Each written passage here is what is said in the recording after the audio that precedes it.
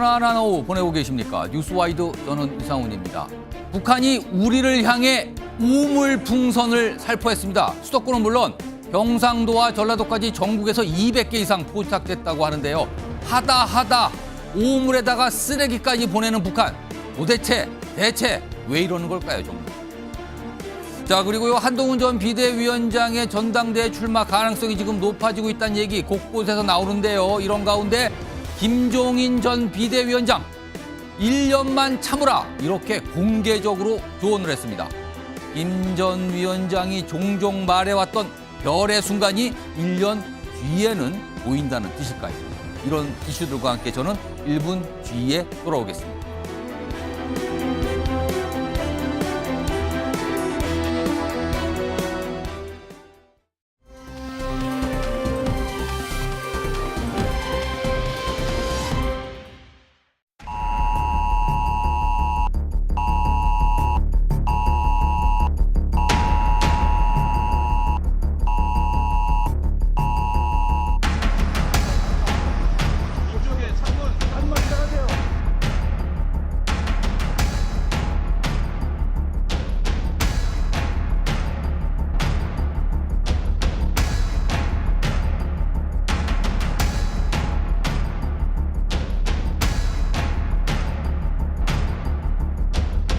북한은 어제 야간부터 다량의 풍선을 대한민국에 살포하고 있습니다.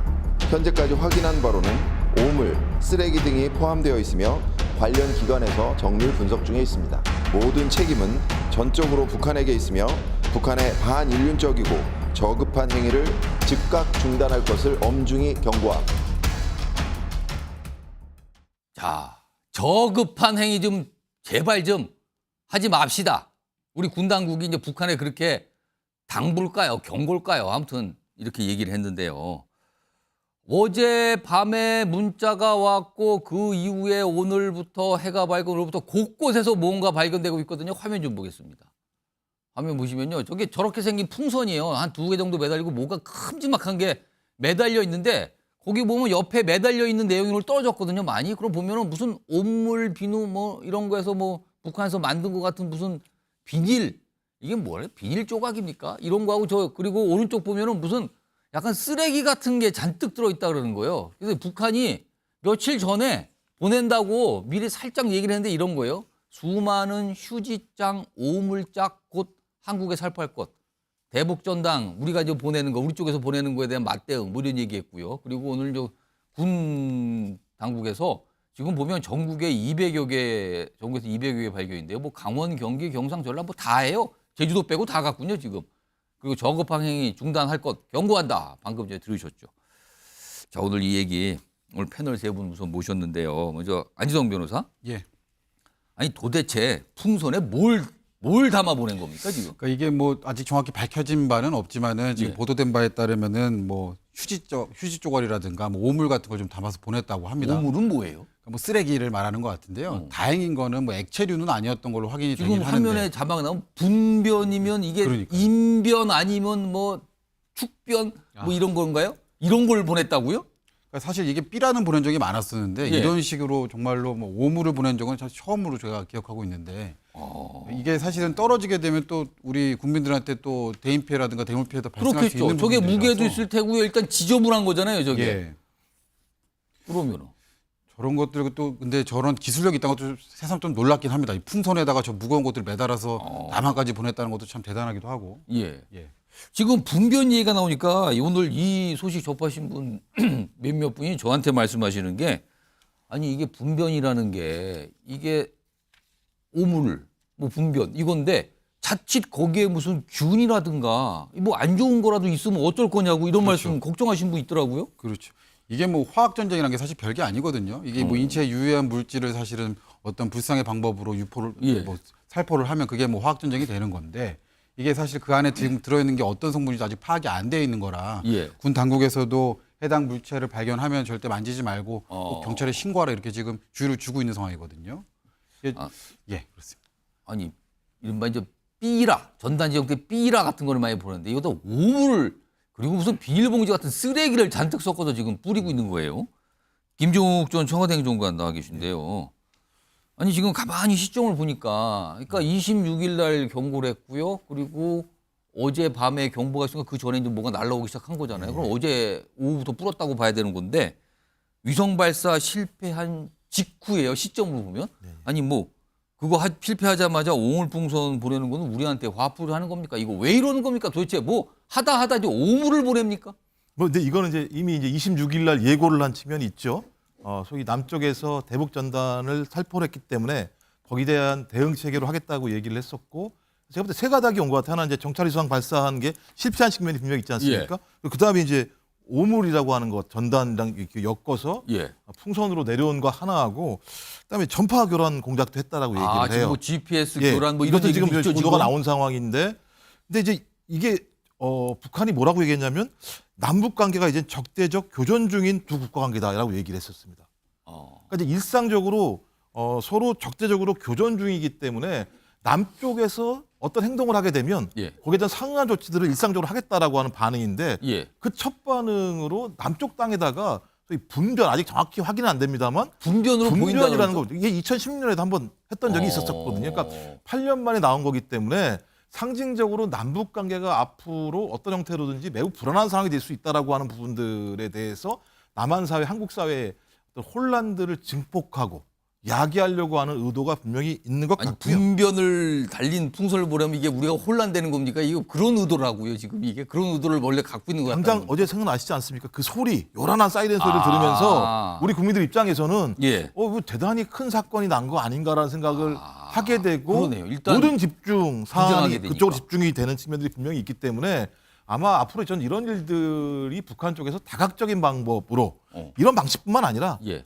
우리는 이미 교전 중인 상태에 있는 국가라는 사실들을 계속 다양한 시그널로 보낼 거라는 생각이 듭니다. 아니 그러면 그러니까 우리 민간 단체들이 북한의 대북 뭐 전단 이런 거 담고 뭐 여러 가지 뭐 CD라든가 영상물이 담겨 있는 뭐 이런 칩 같은 게 있는 풍선을 보내잖아요. 그럼 뭐 옛날부터 그랬어요. 근데 그거에 대응하는 게 1차적 목적이라 보이는데 아니 그러면 상응한 조치를 하려면 김종국 중위원장과 아니 북한도 그래 전단지 B란 알겠어요.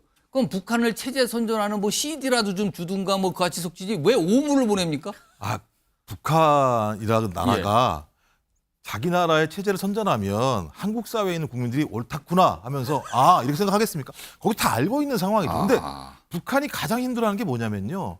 한국 사회의 발전된 모습 자체가 예. 북쪽으로 전파되면 예.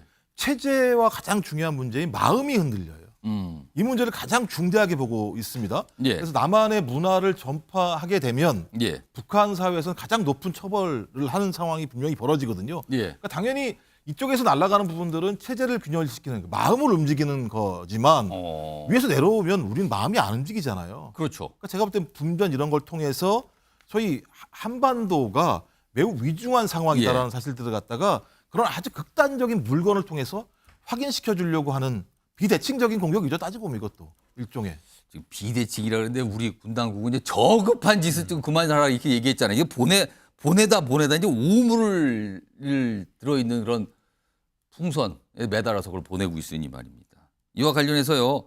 과거에 2016년에도 뭐 그때도 비슷한 걸 보냈다 그러네요. 그때는 박근혜 정부 당시 아닙니까? 그때 당시 군의 설명 좀 들어보겠습니다.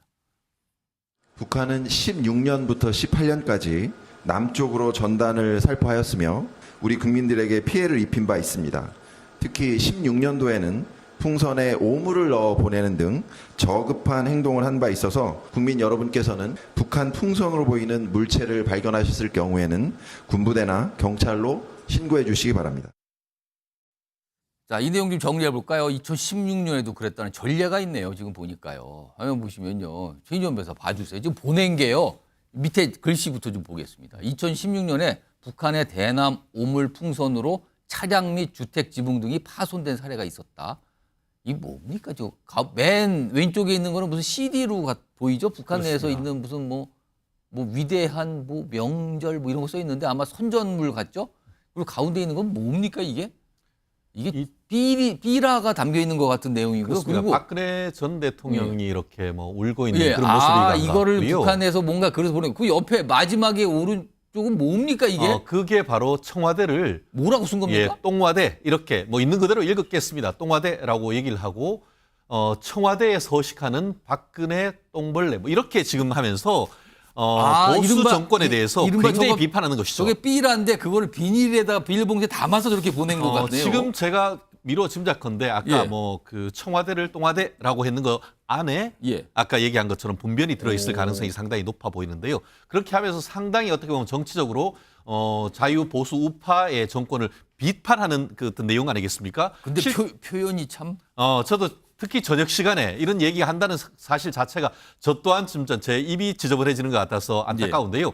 뭐 제가 북풍, 총풍은 들어봤어도 똥풍이란 건 지금 처음 들어보는 것 같습니다. 변풍이라고 하죠. 변풍이랄까요? 결국은 이런 그 분변은 뭡니까? 대한민국 국민에 대한 모욕을 담는 것 아니겠습니까? 모욕. 예전에 보면은 멜 깁슨이 나왔는 어떤 그 영화 어떻게 보면 자유를 부르짖을 때 보면은 상대방이 엉덩이를 하면서 보이는 그런 부분이 있지 엉덩이를 않습니까? 이게 황산벌 같은 경우에도 보면은 영화 보면은 상대방에 대해서 모욕적 의미로서 엉덩이를 까는 그런 모습.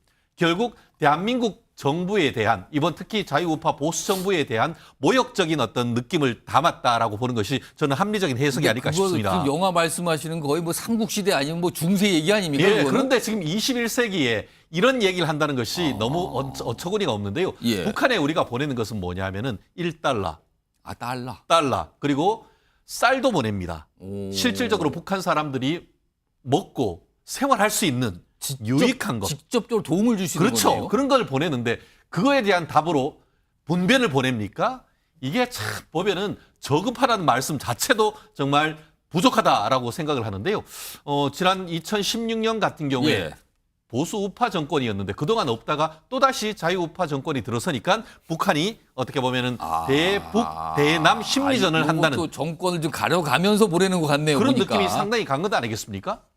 알겠습니다. 지금 아까 제가 방송 시작할 때 한 200개 이상인데요. 지금 숫자가 자꾸 늘어나요. 지금 전국에서 260개 이 정도까지 지금 발견됐다 그러네요. 이거 더 늘어나겠네요. 뭐 굉장히 많이 보낸 것 같습니다. 지금 4시 기준 260개니까요.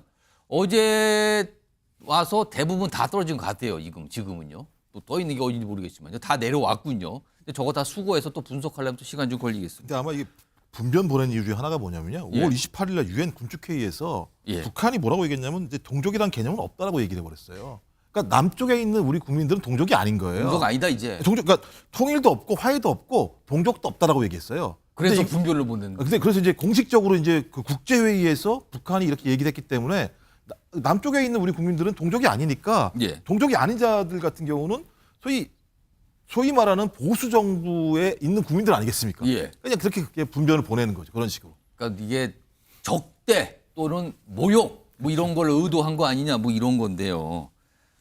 참 이 이걸 뭐라고 말을 할지 모르겠습니다. 보내도 참 저런 걸 보내는군요, 정말.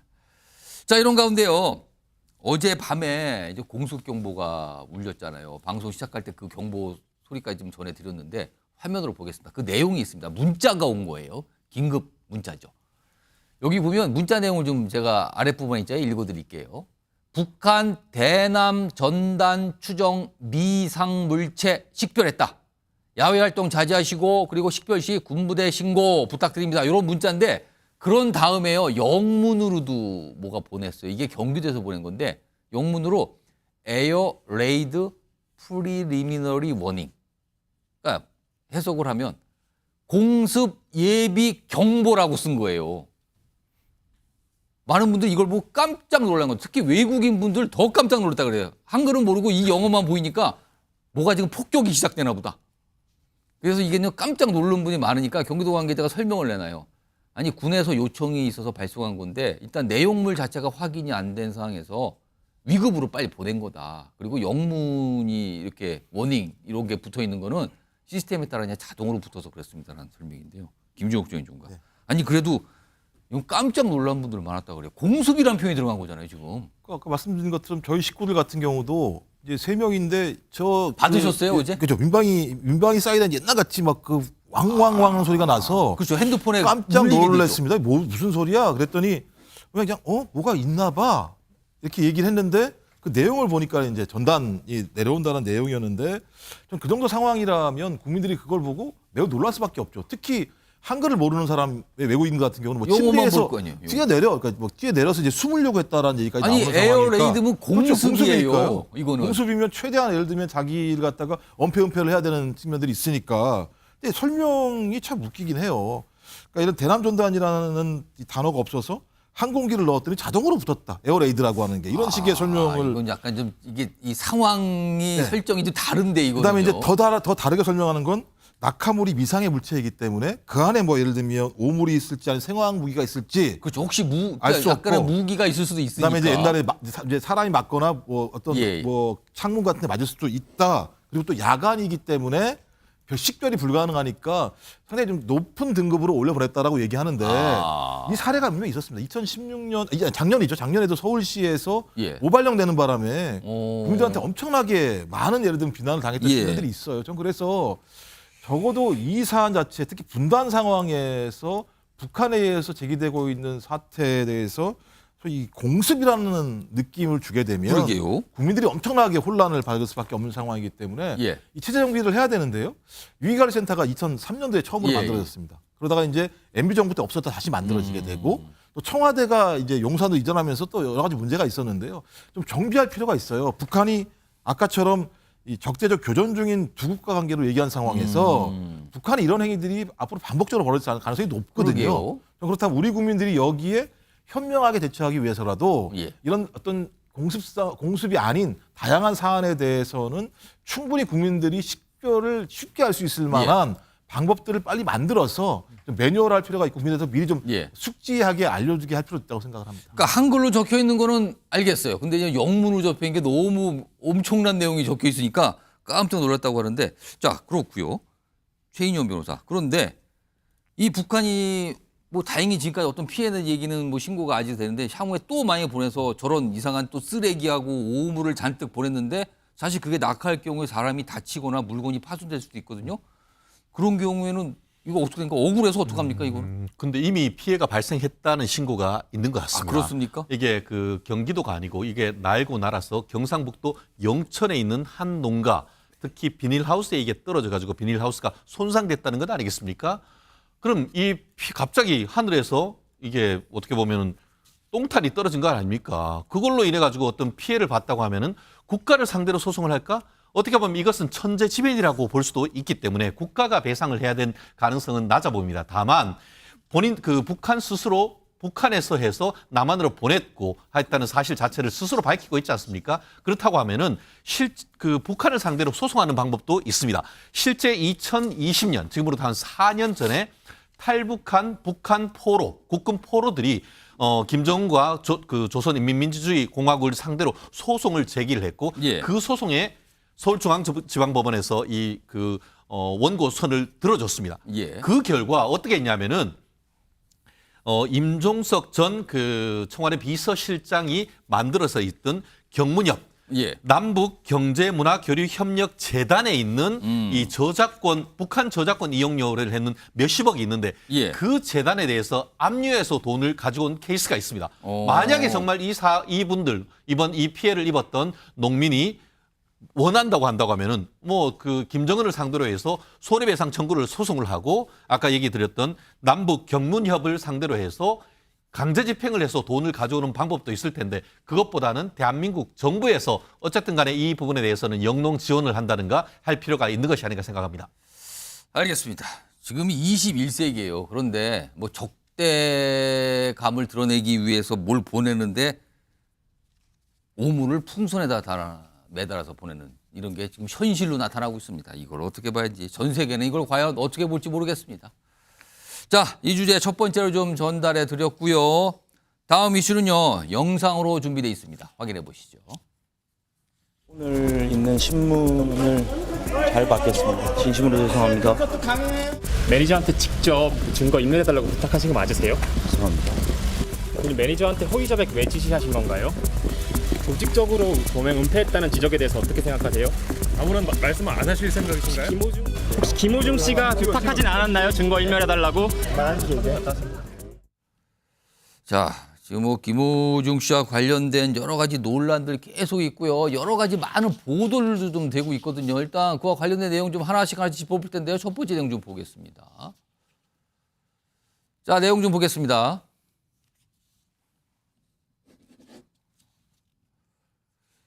자, 여기 보시면요. 일단 뭐 혐의가 많아요. 위험운전 뭐 치상, 도주치상 뭐 등등등등. 근데 지금 경찰에서요. 처음에 범인 도피 방조였다가 뭐 범인 도피 교사 요걸로 바꾸려고 한다. 이런 얘기가 좀 나오고 있거든요. 자, 이와 관련된 다른 화면이 좀 하나 있습니다. 그 내용 좀 보겠습니다.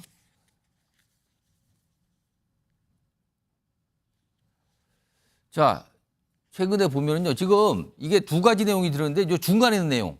소속사 막내 직원한테는 대신 자수해달라 이런 얘기를 했다고 좀 알려줬잖아요. 그래서 이게 지금 구속영장 심사받을 때 판사도 이 부분은 굉장히 질타했잖아요. 근데 최근에 지금 허위 자수한 매니저의 뭐 핸드폰에 뭐 이런 게 녹음돼 있다 해서 좀 알려주고 보도를 통해서 알려준 내용이 이 허위 자수한 매니저한테는 대신 처리해달라고 뭔가 부탁을 했다는 거예요. 이게 지금 녹취록에 뭐가 나와 있다는 거죠. 경찰이 이걸 확보했다. 이런 보도 내용까지 지금 나오고 있는 상황인데 지금요, 저 뭐 소속사 만내 직원한테 얘기했다는 거는 이건 알려졌지만 이건 거절해서 불발된 거거든요. 근데 지금 허위 자수한 매니저한테 물론 자수 얘기는 아니라 처리해달라고 했어요. 약간 애매한 표현이긴 하지만 대신 처리해달라 이런 얘기를 했다고 좀 알려지고 있거든요. 이게 얼마나 중요한 내용이 될 수 있는 겁니까, 이게? 일단은 처리해달라. 말씀하신 것처럼 뭐 직접적으로 자수를 해달라라고 말한 것은 아니기 때문에. 직접적인 그 표현은 아니지만. 그렇지만 얼마든지 그렇게 해석이 될 수 있는 개연성이 있는 표현입니다. 지금 어쨌든 김호중 씨 당시에 상당한 위기 상황에 있었던 것으로 보이고 그런데 일단 첫 번째 전화 막내 매니저가 막내 직원이 예. 자수해달라 했을 때 거절을 했고 그 다음에 이제 이루어진 통화에서 처리해달라고 한 것이기 때문에 그리고 나서 그 매니저가 실제 본인이 경찰서에 가서 본인이 그랬다고 허위 자수를 한 거잖아요. 그렇습니다. 그렇다면 그 연결 가능성을 지금 이 경찰서 눈여겨보고 있는 겁니까, 그러면? 그렇죠. 아무래도 좀 이 교사를 받은 또 피교사자가 어떤 행동을 했는지도 사실 중요한데요. 예. 말씀하신 것처럼 이런 김호중 씨의 부탁 내지 교사 지시를 받은 이 매니저가 실제로 수사기관에 허위로 가장해서 출석해서 자수까지 했기 때문에 이러한 통화 녹음은 사실은 이제 자수에 대한 허위로 자수를 해달라고 하는 부분에 대한 직접적인 증거로 작용할 가능성이 매우 큽니다. 지금 경찰에서 원래 김호중 씨에 적용된 4가지 혐의 중에 하나가 범인 도피 방조거든요. 예. 근데 지금 나오는 보도를 통해서 나오는 얘기를 보면 범인 도피 교사로 바꾸는 걸 검토하고 있다는 건데 두 가지는 내용이 뭐가 다르고 성량은 어떻게 다릅니까? 일단 교사와 방조라는 부분에서 기본적인 설명부터 해드리면 예. 방조라는 거 쉽게 말씀드리면 도와준다라는 것입니다. 근데 교사라고 하는 것은 이제 방조 수준을 넘어서서 이제 지시하거나 시켰다라고 보면 되는 거거든요. 근데 지금 사실 지금 알려진 내용에 따르면 어쨌든 그 매니저한테 자수를 해달라 아니면 처리를 해달라라고 직접 지시를 한 정황이 직접 증거로서 포착이 됐기 때문에 이제 교사로 볼 수 있는 것이고요. 법정형 또한 상당한 차이가 있습니다. 예. 방조범 같은 경우는 이제 필요적 감경이라 그래서 형이 2분의 1을 감경을 하게 됩니다. 근데 교사범 같은 경우는 정범과 동일한 처벌을 받게 됩니다. 그래서 범인 도피 같은 경우는 지금 3년 이하의 징역형으로 규정이 돼 있거든요. 예. 그래서 교사로 만약에 변경이 됐다라고 한다면 예. 3년 이하의 징역형에 처해질 것으로 보입니다. 지금 그러니까 정확한 거는 처리를 부탁했다. 근데 본인이 어떤 일을 저지르고 나서 처리를 부탁했다. 이게 좀 애매할 수도 있지만 뭔가 그 이후에 벌어진 상황을 보면 강한 의심이 들 수밖에 없는 거잖아요, 지금요. 처리를 부탁했다. 지금 방금 영상이 나왔는데 다시 한번 확인해 볼까요? 사고 직후에 김호중 씨가 통화하는 모습이 좀 잡혀 있잖아요. 그 영상 다시 한번 보죠. 지금 계속 전화기를 들면서 얘기를 하고 있어요. 과연 요 때는 과연 무슨 얘기를 했을까? 그리고 계속 통화를 하는 모습이 CCTV에 잡혀 있습니다, 지금요. 과연 누구에게 무슨 얘기를 지금 하는 순간이었을까, 저게? 이겁니다, 지금요. 자, 그런데요. 자, 김호중 씨가 그 매니저에게 전화로 처리를 부탁한다. 이 얘기를 했다는 거잖아요. 그런데요.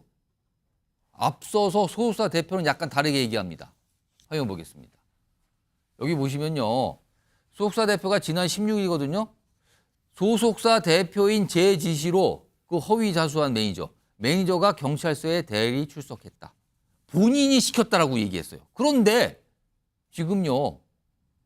뭔가 김호중 씨 나오는 정황을 보면은 매니저에게 대신 뭔가 처리해달라고 부탁을 했다는 거잖아요. 이게 정확하게 뭐 자수를 부탁한 건지 아니지만 뭔가 의심스러운 조항이잖아요. 이건 좀 이걸 일단 어떻게 봐야 되는지 하고 만약에 그러면은 소속사 대표는 자기가 시켰다 그랬잖아요. 그게 아닌 걸로 밝혀지게 된다면 소속사 대표는 어떻게 되는 겁니까? 결국 시킨 것이 아니고 결국 이 사안은 사실관계를 밝혀봐야 되긴 되는 것 같습니다. 예.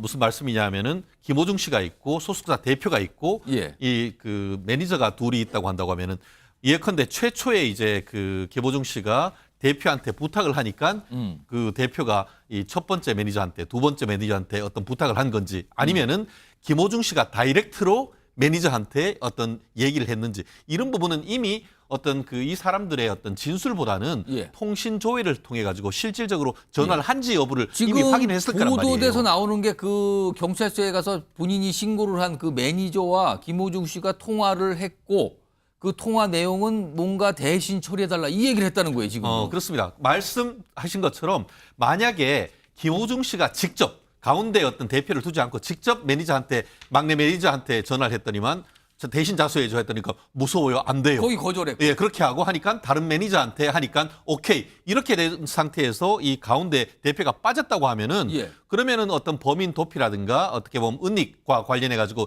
빠질 수 있겠지만 가운데 어떤 모종의 역할을 했다. 내가 처리를 할게 하는 소속사 과정이 했다고 대표가 하면은 또 그런 상황에서 또 역할을 했다. 그렇죠. 그렇다고 하면은 결국 이것은 모든 것을 지시 관계를 떠나서 포괄적으로 전체의 어떤 범죄를 은닉하고 어떤 증거를 인멸하고 범인을 도피를 교사했던 이런 부분에 있어서의 아까 교사범 내지는 공동정범으로 김호중 씨라든가 아니면은 그 소속사 대표 이 사람들이 다 같은 수위로 처벌될 수 있는 이런 부분이라서 예. 단순히 이런 식으로 뭐 아까 처음에 얘기를 했는데 다이렉트로 했느냐 안 했느냐 이것 수준을 뛰어넘는 한마디로 모든 것을 처리하는 이 부분과 관련해 가지고 모든 게 처리가 뭐겠습니까?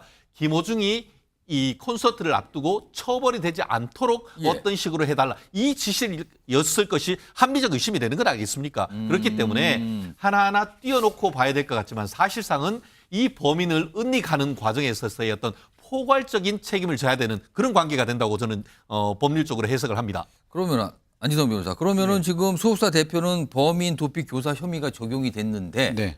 이게 그대로 유지된 채 김호중 씨 역시 같은 혐의가 적용될 가능성이 있다. 이겁니까 그러면? 그렇죠. 교사범이 사실 꼭 한 명일 필요는 없거든요. 아. 다만 이제 소속사 대표와 김호중 씨 가운데서 예. 누가 더 주도적인 지위를 가지고 이 사실 이 사건 은닉, 사법 방해를 주도했는지에 대해서는 명확하게 좀 법적으로 가려질 필요는 있습니다만 예. 교사범이 꼭 한 명일 필요는 없기 때문에 소속사 대표와 김호중 씨 모두 범인도피 교사죄로 처벌을 받을 수 있다는 것입니다. 더불어서 그게 예. 교사범이라고 하지만 공동정범이라고 기능적 행위가 있고 실질적으로 보면은 내가 뭘 옷을 갈아입고 하지 않는다 하더라도 저렇게 하라고 여러 차례 순차적 교사를 할 수 있거든요. 예. 그렇기 때문에 이 관련되는 사람들은 이른바 공동정범으로 어떻게 보면 주범으로 다들 처벌될 가능성이 높다고 저는 예측을 합니다. 자, 이런 상황에서 그동안 김호중 씨가 뭐 여러 차례 그날 당일에 지금 뭐 이 사고가 있었던 그 당일에 여러 차례 뭐 술자리를 했다 이게 나오잖아요. 근데 그 당시에 누군가가 동석한 사람이 있었다. 뭐 연예인이다 이런 얘기까지 나왔는데요. 그게 뒤늦게 좀 알려졌네요. 지금 보니까. 김호중과 동석했던 인물은 두 분이 있네요. 개그맨 정찬호 씨, 그다음에 가수 길 이렇게 돼 있는데 일단 정찬호 씨 관련해서는 소속사가 이렇게 김호중 씨 소속사가 이렇게 밝혔어요. 스크린 골프 그 자리에는 동석을 했다. 그리고 그 이후에 식사 자리하고 주점에는 안 가고 귀가했다. 그러니까 거기만 있었다. 그리고요 길 씨 관련해서는요 그 측근이라는 분들이 이제 언론에 설명을 해놓은 게 뭐 음악 의뢰 받아서 처음 만났고 자리를 마치고 택시로 귀가했다. 같이 했는데 택시로 귀가했다. 그리고 뭐 경찰에서 조사를 했는데 음주운전 방조 등은 혐의 없다. 이렇게 좀 판단을 하고 있나 봅니다. 안지성 변호사? 예. 이분들은 뭐 정확하게 같이 있었으니까 뭔가를 봤을 거 아닙니까? 그렇죠.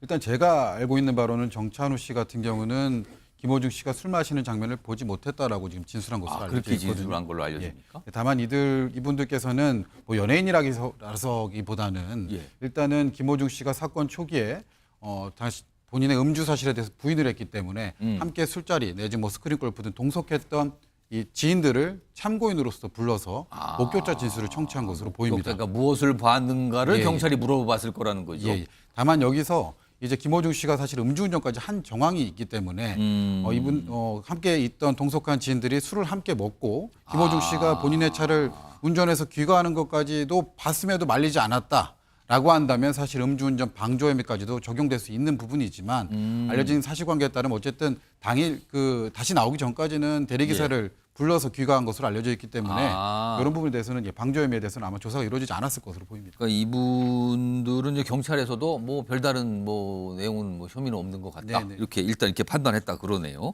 근데 괜히 또 동석했다고 또 이제 불똥이 튀어버려서 뭐 또 이렇게 설명을 해야 되는 상황이 됐잖아요.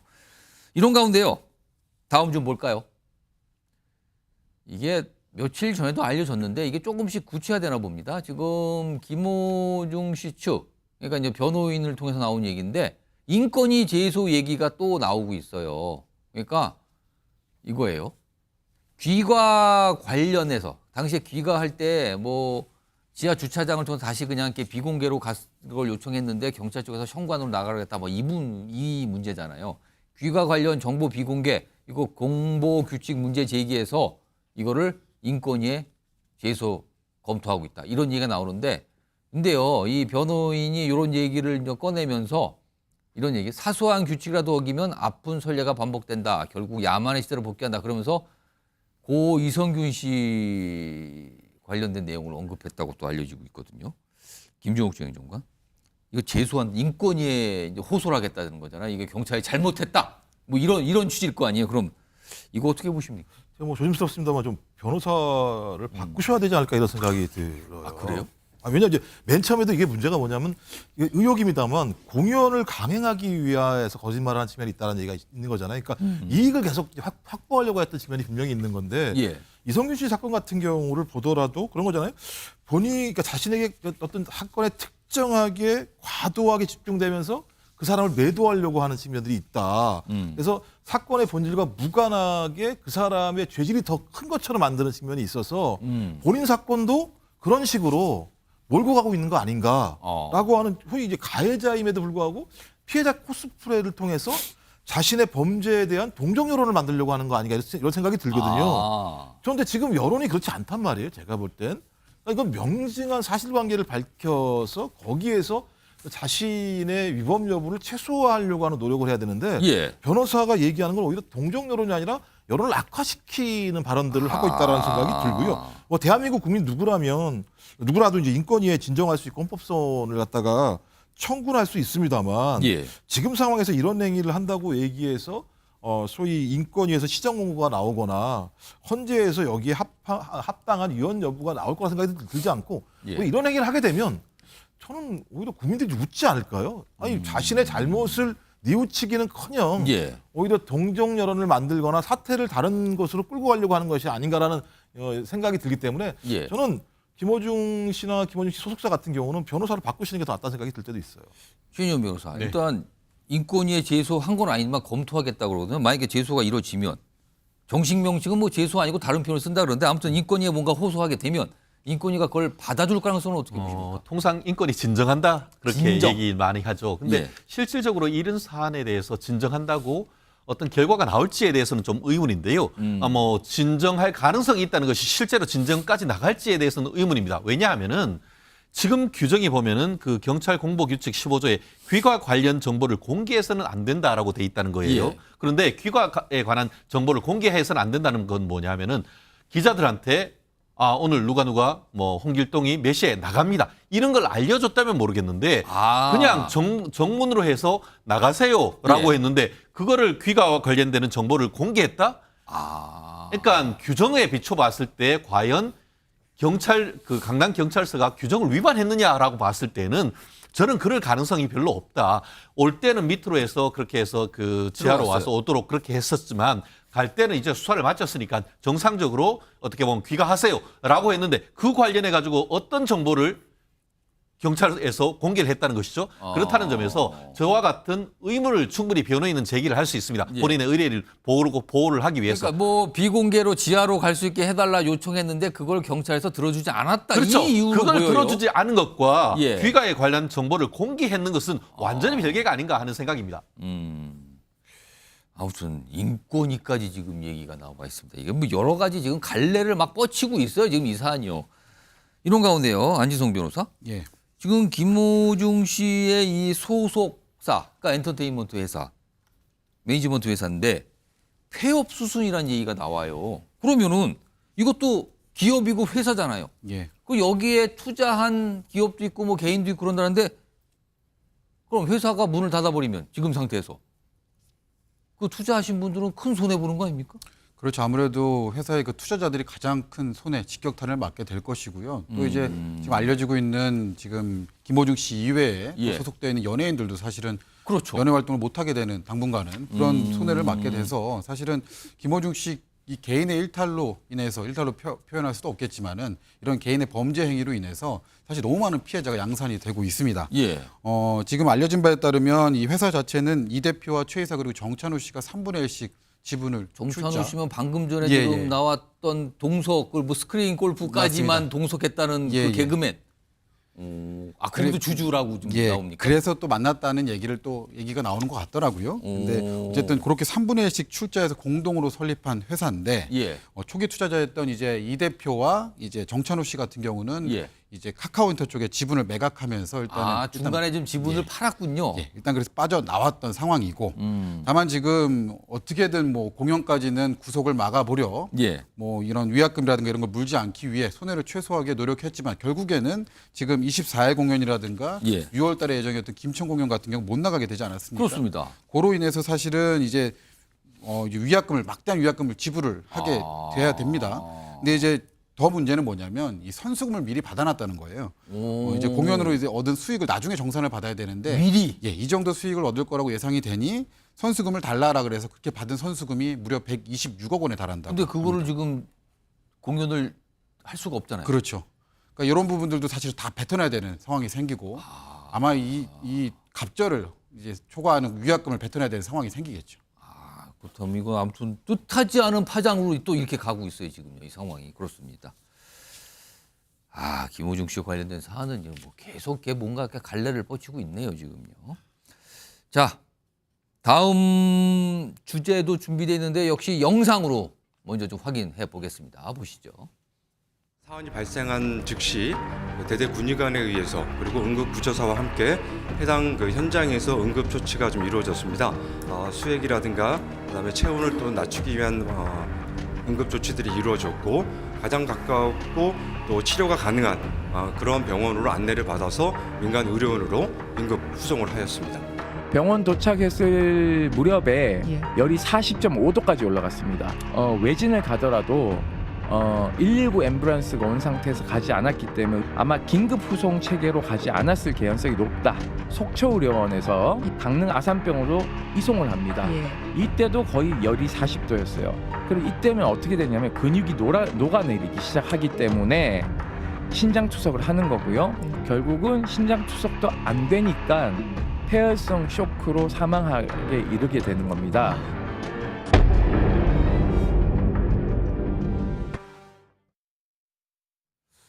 자, 지금 이 상황 좀 보겠습니다. 지금 보면 제목이 벌써 나왔죠? 살릴 수 없었나?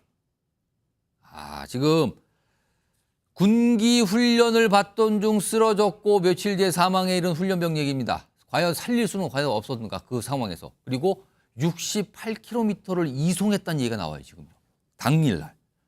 자, 이 내용인데요. 우선 그 일이 있었던 24일 당일을 좀 시간수로 좀 한번 보겠습니다. 화면에 있습니다. 여기 보시면요. 일단 지난 23일 오후 5시를 넘긴 시간 군기 훈련 중 쓰러졌어요. 그리고 의무실로 이송. 그리고 뭐 군의관 지시로 수액 맞았다. 그리고요. 시간이 6시 50분쯤이니까 7시 다 됐네요. 속초의료원으로 이송. 심상치 않으니까. 근데 당시 체온이 이미 40도를 넘어갔다. 뭔가 이제 이미 이상이 크게 생겼다. 그리고요, 이후에 여기서 뭐가 안 되니까 68km를 또 차량으로 이동을 하는 거예요. 거의 10시 가까이 된 9시 40분쯤 강릉 아산병원으로 갔습니다. 근데 여기 속초의료원에서 일단 뭐 신부전 이런 얘기가 나오잖아요. 근데 그렇다면 투석 이게 떠오르는데 그때 이게 안 됐다 그래요, 뭔가가. 게다가 큰 병원으로 옮겼는데 이미 의식불명 상태. 그리고 이틀 뒤 25일 사망에 이뤘다는 겁니다. 안지성 변호사? 예. 그렇다면은 의무실을 떠나서 군을 떠나서 의료원, 병원으로 갔을 때는 이미 늦었다는 건가요, 그럼 이게? 그렇죠. 이게 지금 밝혀진 정황에 따르면 이미 뭐 강릉 아산병원에 도착했을 때는 의식불명 상태였다. 그리고 체온이 40도가 넘었던 상태였다라고 해서 사실은 많이 늦었던 것으로 보이고요. 다만 지금 사실 이 사건, 이 너무나 안타까운 사고가 일어났습니다. 근데 예.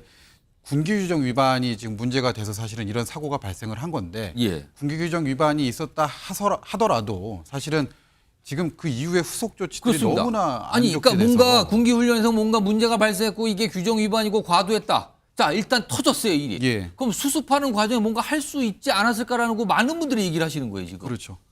이게 사실 저희가 지금 의료 선진국이라고 지금 뭐 예. 세계에서 지금 아주 위상이 대단한데 예. 지금 국가에서 군 복무를 하던 국가를 위해 군 복무를 하던 훈련병이 훈련 중에 이런 사고를 당했음에도 불구하고 사실은 일반 민간에서도 상상할 수 없는 일들이 예. 벌어졌거든요. 병원까지 68km를 차량으로 이송이 됐고요. 그 과정에서 사실은 수많은 기회가 있었음에도 불구하고 다 소실시켰습니다. 그래서 이게 이른바 골든 타임을 놓친 거 아니냐, 지금. 예.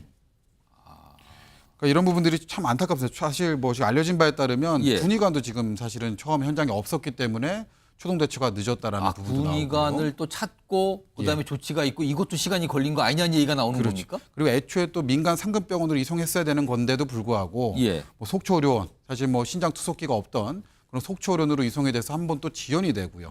그다음에 결국에는 강릉 아산병원으로 지금 도착을 해야 되는데 그 과정에서 이제 그러다 선택했던 그때는 이미 예. 의식불명 상태. 그러니까요. 그런 것들이 지금 너무나 중첩적으로 작용이 돼서 사실 아까운 정말로 이 생명을 잃게 된 그런 사건입니다. 자, 이 훈련병과 관해서 오늘 뉴스와이드가 하고자 하는 얘기는요. 군기 훈련 중에 일이 벌어졌어요. 그거는 많은 보도를 통해서 당시 상황도 알려졌습니다. 그런데 그때 일이 터지고 그 이후의 과정, 과연 살릴 기회를 왜 잡지 못했던 건가? 이겁니다, 지금요. 왜냐하면 군이기 때문에 향후에도 이런 비슷한 일이 있을 수도 있다. 이런 얘기 많거든요. 그렇다면 그 위에는 어떻게 해야 되는 건가? 이겁니다, 지금요. 자, 지금 몇 가지 시간 순으로 전해드렸는데 이걸 하나씩 좀 짚어보겠습니다. 이제 3가지 내용이 있는데 우선 첫 번째 보겠습니다. 여기 보시면요. 일단 처음에 설명은 응급조치 했다. 그렇게 나왔어요. 근데 초동대처 과연 괜찮은 건가예요? 지난 23일 오후 5시 20분을 좀 알려지죠? 쓰러지는 훈련병 의무실로 이동했습니다. 그리고 이게 지금 알려진 내용이요. 군의관이 즉각적으로 뭔가 대처할 상황이 아니라 군의관을 수비했다. 그러니까 찾으러 갔다는 거잖아요. 여기에 시간이 걸린 거 아니냐. 이런 내용이 좀 알려지고 있어요. 아직은 100% 확실한 내용은 아닙니다만 이런 얘기가 보도를 통해서 나옵니다. 그리고 군의관 지시로 당시 수액을 맞았다. 그러면요. 이게 지금 열사병 상태로 의심받고 있잖아요. 체온이 급격히 올라간 상태. 근데 과연 이 정도 조치로 괜찮았던 건가? 이겁니다. 일단 이게 첫 번째고요. 다음 하나 더 보겠습니다. 지금요. 일단 속초 의료원으로 갔어요. 근데 68km를 이동해서 다시 강릉 아산병원으로 갑니다. 굉장히 긴 거리를 간 거예요. 근데 체온이 40도를 넘은 상태, 신부전 발생. 근데 이 속초 의료원에는 신장 투석기가 없었다 그러죠. 그래서 이게 좀 문제되는 거 아닌가라는 얘기가 있는데 속초 의료원 관계자는 신장 투석기가 없는 것은 맞지만 당시 의료진이 신장 투석이 필요했는지 확인해 봐야 할 사안이다. 그러니까 그게 필요성에 대해서는 아직까지 좀 들여다봐야 되는 거지 꼭 없었다는 게 자체가 문제는 아니다. 이런 설명이에요, 지금요. 일단 요게 또 있고요. 다음 하나 더 보죠. 아쉬운 대목이 많습니다, 지금요. 그리고요. 지금 응급의학 전문의 얘기인데요. 이런 환자가 발생했으면 그러니까 훈련 도중에 이게 발생을 한 거잖아요. 했으면 군 헬기로 국군 수도병원이나 민간 상급종합병원으로 곧바로 이송했어야 하는데 군 차량으로 이송했다는 게 잘 이해가 안 된다. 왜 바로 헬기를 띄우지 않았는가. 그렇다면 굉장히 신속하게 할 수 있었잖아요. 뭔가를. 이것도 지금 나오고 있는데요. 최인현 변호사. 이 3가지 내용 소개해드렸는데 이거 보시고 났는데 어떤 점이 문제가 될 것 같습니까? 저는 딱 보면서 저도 8월 달에 신병 교육대 가가지고 더운데 정말 땀 흘렸던 기억이 엊그제 같은데요. 예. 근데 그렇다 하더라도 지금 5월 달도 굉장히 덥지 않습니까? 예. 결국 이와 같이 신병들 아무리 피가 끓는 젊은이라 한다 하더라도 이 일사병에는 어떻게 보면 대안이 없는 거예요. 그렇다면 그의 어떤 일사병이나 대한 어떤 지금 응급 일사병, 열사병으로 좀 그렇죠. 알려지고 있어요. 열사병에 대한 어떤 응급 조치, 그와 관련되는 교육과 매뉴얼이 있었어야 되는데 그런 부분을 제대로 하지 못했고, 더불어서 날이 더운데도 불구하고 얼차례를 하면서 그 완전군장 플러스 거기에 책 같은 거 넣어가지고 40kg까지 만들었다는 그런 얘기가 지금 나오고 있지 뭐 않습니까? 지금 뭐 정확하지만 하여튼 군장이 있는데 글쎄요, 뭐 무게를 맞추려고 이제 책을 놓았다는 얘기도 나와요, 지금요. 그렇죠. 그렇기 때문에 이런 부분이 어떻게 보면은 그 신병 교육대와 관련되는 매뉴얼을 위반했던 것이고, 위반했던 부분에 대한 책임도 져야겠습니다만, 실제 저 부분 같은 경우에는 강원도인데, 제가 아직까지 기억나는데 이것이 지금 속초의료원 아닙니까? 속초의료원에 몇 년 전에 이 의사 선생님을 모집 공고를 했는데 사람이 안 와가지고 사학원까지 속초의료원장을 공고를 했음에도 불구하고 제대로 어떻게 보면 모집이 안 됐다는, 그만큼 어떻게 보면 의료 인력이 부족한 상태에서 그러면 전원이라도 빨리 하고, 아까 얘기한 것처럼 어떤 헬기라도 띄워가지고 서울 아니면은 뭐 그 민간 국군수도병원 있습니다. 국군수도병원 해야 되는데, 그런 어떤 전원 과정에서의 어떤 골든 타임을 놓친 것이 아닌가, 이런 부분에 대한 면밀한 조사가 있어야 된다. 그리고 더불어서 향후에도 비슷한 일이 벌어질 가능성이 높은 것 아니겠습니까? 그렇기 때문에 이에 대한 확실한 원인이 밝힌 다음에 재발 방지하는 대책을 세워야 되는 것이고, 단순히 이번이 일회적으로 누군가를 처벌하는 것으로 끝나서는 결코 아니 된다라는 얘기를 하지 않을 수 없는 사안인 것 같습니다. 그러니까 지금요, 24kg이나 되는 군장을 메고 군기교육, 얼차를 받은 거잖아요. 거기에 규정 위반이 있었던 정황이 있다, 이런 설명까지 나온 거고요. 그리고 그 이후에 쓰러졌어요. 초동 대처는 과연 된 것인가? 그리고 병원을 갔을 때 왜 빨리 뭔가 조치를 취하지 않았던 건가? 뭐 이런 게 아쉬운 점이 너무 많이 나오는 거예요, 지금요. 이런 가운데요, 이 같이 이제 사망한 이 훈련병의 동료 훈련병들이 있었잖아요. 그 동료 훈련병 중에 한 분의 부모로라고 얘기를 하신 분이 뭔가 글을 좀 최근에 올렸다 그러는데, 그 내용 좀 소개해 드릴게요. 여기 보면 일단 이제 커뮤니티들 있잖아요. 이렇게 온라인 커뮤니티들, 이런 내용들 많이 올라오는데, 얼차려 봤던 6명 가운데 1명이 다리 인대 근육 파열돼 시퍼렇게 돼 의무실에 있는데도 기절한 척하는 줄 알고 이송 안 했다고. 이건 뭡니까? 일단 주장이라고 하겠습니다. 또는 의혹 제기라고 하겠습니다. 의무실에 있는데 기절한 척한다 한 줄 알고 이송 안 했다. 골든 타임 놓친 것 같다. 같이 있던 우리 아들들도 걱정이다. 김종욱 행정관, 이게 동료 훈련병 부모의 글이라고 그럽니다. 예, 뭐 이제 사실 확인은 안 됩니다만 예, 전제하겠습니다. 그거. 뭐라고 하니까 이제 어머니인 것 같은데요. 아마도 전원을 들었겠죠. 그러니까 저는 그 내용들을 들어보면 구체성이 분명히 있기 때문에 이게 뭐 사실인지 아닌지 확인을 해봐야 되겠습니다만, 뭔가 일이 있었는데, 말씀하신 훈련병은 훈련이 안 된 사람이에요. 훈련을 하고 있는 사람인데, 일단 완전 군장 20kg에다가 20kg 24kg 뭐 이렇게 또 알려주고 있어요. 20kg를 더했다니까 40kg라는 얘기가 나와요. 지금 40kg 정도를 그런 내고, 얘기까지 있습니까, 예, 지금요? 이제 그 댓글에 나와 있는 내용이. 그다음에 3시간 정도를 했다는 거예요. 소위 얼차려를. 근데 40kg를 완전 군장을 하고 3시간 동안 그 훈련이 제대로 된 훈련병이잖아요. 훈련 받고 있는 사람이잖아요. 그렇게 해서 저도 아마 3시간 동안 하면 견딜 수가 없을 거라는 생각이 듭니다. 아니면 젊다고 하더라도. 근데 다리 인대 근육이 다 파열돼 가지고 시퍼렇게 쓰러져 있는데, 야, 이거 기절한 척한 거 아니야? 라고 얘기했다는 거잖아요. 그러면 근육이 파열됐다라고 얘기하는 건 내부에서 손상이 이미 시작됐다라는 걸 의미하는 거기 때문에, 이게 무슨 뭐 기절하고 말고의 문제를 떠나서 그런 증상이 나타나면 예. 빨리 이송을 하고 조치를 해야 되는 게 많은 측면이 있죠. 또 그다음 얘기가 더 놀라운 게, 소변으로, 이것도 확인돼, 소변으로 까만 물이 나왔다라고 한다라고 얘기하면 장기 손상이 시작됐다는 걸 얘기하잖아요. 소변에서 다른 색깔이 나오기 시작했다는 거. 그러니까 그래서 이 정도면 전 상식적으로 큰 사고가 발생하고 있구나라고 느껴서 매우 빠른 조치들을 했어야 되는데, 그 조치도 지금 제대로 안 된 상황이기 때문에, 예. 저는 이건 제가 볼 때는 거의 인재와 같은 상황인 거죠. 그러니까 사람들의 잘못된 얼차려 상황 판단 때문에 소위 훈련병, 군대 가서 얼마 안 된 거 아니겠습니까? 예. 나라 지키러 갔다가 그냥 단지 그냥 점호불량이라는 이유만으로 6명의 훈련병들이 3시간 동안 40kg를 짊어지고 저 얼차려를 당했다는 거예요. 예. 근데 그 후에 군대라는 곳이 제대로 후속 조치를 밟지 않아서 한 명의 훈련병이 목숨을 잃은 사건입니다. 예. 제가 볼 땐 이건 군체계 전반적으로 제가 볼 때 문제가 있다는 거예요. 그러니까 아주 약한 고리들이 계속 터져나오고 있는 거죠. 예. 이 부분과 관련해서 철저한 조사를 통해서 앞으로 예. 이런 재발방 누가 군대 보내겠습니까? 이렇게 되면. 다시 한번 말씀드리지만 지금요 이 동료 훈련병의 이제 부모들이 올린 글이니까 일단 주장 또는 의혹 제기를 하겠습니다. 그 군기 훈련 얼차려의 시간, 군장의 무게 등등등 여러 가지 주장이 나왔어요. 아직은 들여다보고 확인할 점이 많습니다만 일단 깜짝 놀랄 만한 주장들이 지금 나오고 있는 상황인 거죠. 그거는 좀 지켜봐야 되고요. 조사가 이루어지겠죠. 그럼 경찰로 뭐 이첩이 됐다는 얘기가 나오니까요. 근데 안희성 변호사, 예.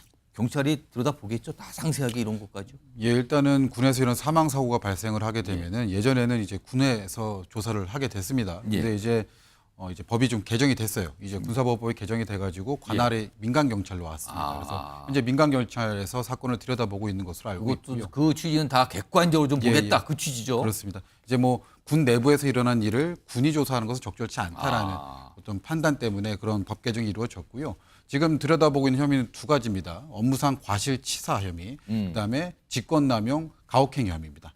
그두 가지 혐의에 대해서 해당 소속 이제 망인 우리 피해 훈련병의 소속 중대장과 부주중대장에 대해서 두 명이라 그러죠. 예, 예. 그 혐의를 적용해서 지금 조사를 하고 있습니다.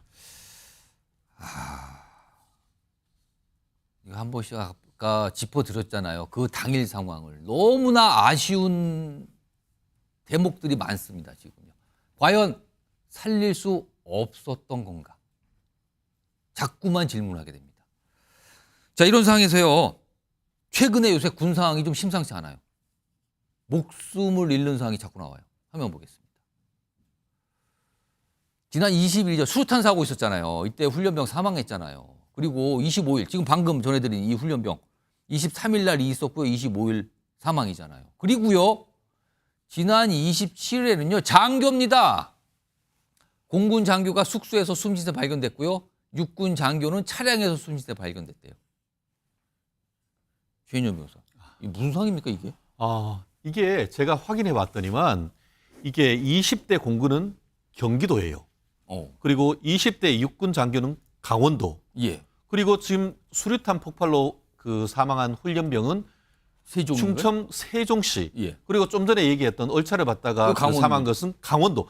이게 보면은 전국이에요. 그리고 육군뿐만 아니고 공군, 훈련병. 지금 보면은 육해공, 아직까지 뭐 해군에 해군은 대해서는 없어요. 좀 없습니다만 이게 보면 전군에 있어서의 어떤 기강회의 내지는 평소 때 초급 장교 그리고 또 훈련병에 대한 관리가 제대로 되지 않는가에 대한 합리적 의심이 있을 수밖에 없는 것 물론 이 아니겠습니까? 장교들의 사망 원인이 이건 아직까지는 정확히 아직까지 알려지지만 밝혀지진 않았습니다만. 이건 좀 이상하잖아요. 좀. 그렇죠. 그렇기 때문에 왜 이런 시점에 예. 연속으로 이와 같은 안타까운 일들이 벌어지는지 이 부분은 단순히 육군, 해군, 공군을 넘어가지고 예. 국방부 차원에서 이 부분을 종합적으로 군 그 장교와 사병에 대한 관리 시스템을 다시 한번 돌아봐야 되는 것이 아닌가 싶은데요. 예. 지금 뭐 봄에서 여름으로 가는 길목에서 뭔가 문제가 생긴 것인지 아니면 상시적으로 이런 문제가 생기는 것인지 모르겠습니다만 이것은 단순히 각 군을 넘어서 국방부 차원에서 종합적으로 어떤 그 원인을 밝히고 관리에 대한 어떤 그 정도를 높여야 되는 것이 아닌가 하는 생각이 들 수밖에 없는 거라서 저는 참 저 또한 이제 20살 남짓 때는 아들을 둔 사람으로서 아빠로서 이렇게 해가지고 어떻게 아이들을 보내겠습니까? 요즘 애 하나 낳아서 그때까지 장정으로 기르는 것이 어떻게 보면 우리나라가 정말 역량을 집중해야 되는데 이런 안타까운 인명 손실은 어떻게 보면 군대에서 막아야 되는 것 아니겠습니까? 지금 뭐 오늘 이 사안과 관해서 이 훈련병이 사망과 관련해서 뭐 정부에서도 이거는 다 정확하게 밝혀야 되고 이건 대처해야 된다 뭐 이런 얘기까지 나오고 있는 상황입니다. 아무튼 뭐 많은 분들이 깜짝 놀랐는데 여러 가지 사항들이 좀 계속 이어지고 있네요, 지금요. 자, 이 주제 이 정도로 좀 마무리하고요. 다음 이슈도요. 이것도 심상치 않아 보입니다. 뭐 주민들이 불안하다 이런 얘기인데요. 영상으로 먼저 확인해 보겠습니다. 잘못했어요. 잘못했는데 상식적인 것만 얘기할게요. 근데 나는 사람이 아닌 것 같아. 내가 봐도 그래요. 할 얘기 없냐고. 만지지 마요. 손 닦지 말고 어디.